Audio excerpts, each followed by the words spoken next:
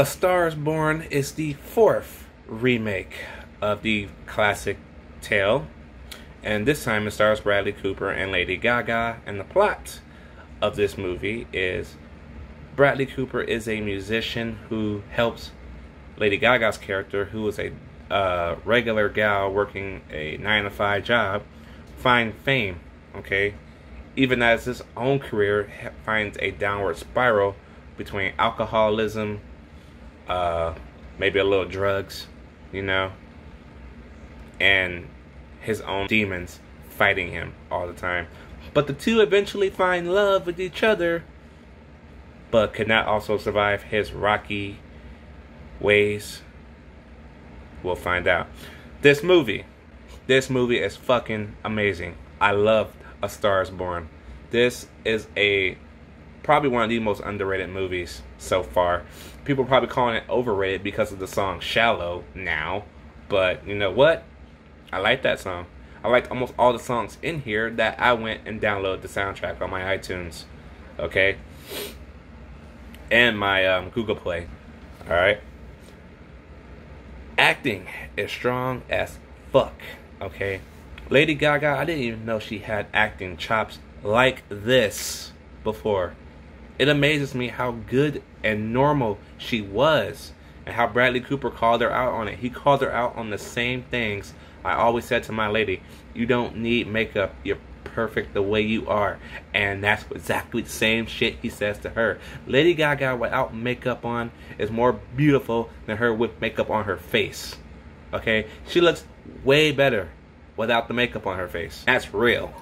That is fucking real. That is the realest shit I've ever heard and I've ever said. And the fact that they called it out in a movie, after I told my lady this 7.5 years earlier, they know what I'm talking about. Okay? And that chemistry between these two is dynamite. It's fucking dynamite. Okay? Now, this is a musical. You know how I am about my musicals. But it works here. Because all A Star is Born are musicals, pretty much. All 4 of them. Okay? The only other one I'm thinking about reviewing is the one with Judy Garland, because that's the one I've known the most before this one. I didn't even know this was the 4th time until I did some research on it. To carry this whole movie, Elliott is the shit in this movie. Okay? He's like Bradley Cooper's agent, if you will. He sets him up with gigs and shit like that. But of course, his alcoholism and fucking drug-infested ass kind of almost ruined their bonds. You know, it's always almost all Bradley Cooper's fault for everything that happens in this movie. It sucks because I like his character, but at the same time, when his character hits that downward spiral, I'm like, come on, man, you gotta do better than that. You got a girl, you got your agent, you got your career. You can't fuck all that up for alcohol. You know? Why do all famous people fuck their careers up for drugs and alcohol? It's not worth it, man. You have all the money in the world, but somehow you're still depressed. I get it. We're all human beings, okay? We all do the same goddamn thing. But let me tell you something. If I was in that shoes, I had all that money, okay? I wouldn't be depressed. I have a $1,700 apartment I pay for every fucking month, okay? If I had all those millions of dollars, the last thing you see me do is spend it on booze and drugs. You know? I will put that money away. Invest some of it. Probably get my kids through college and all that shit. You know what I'm talking about? Real shit, man. Even if I did get depressed, I wouldn't choose that path like that. You know? The last time I was that goddamn depressed, I stayed home.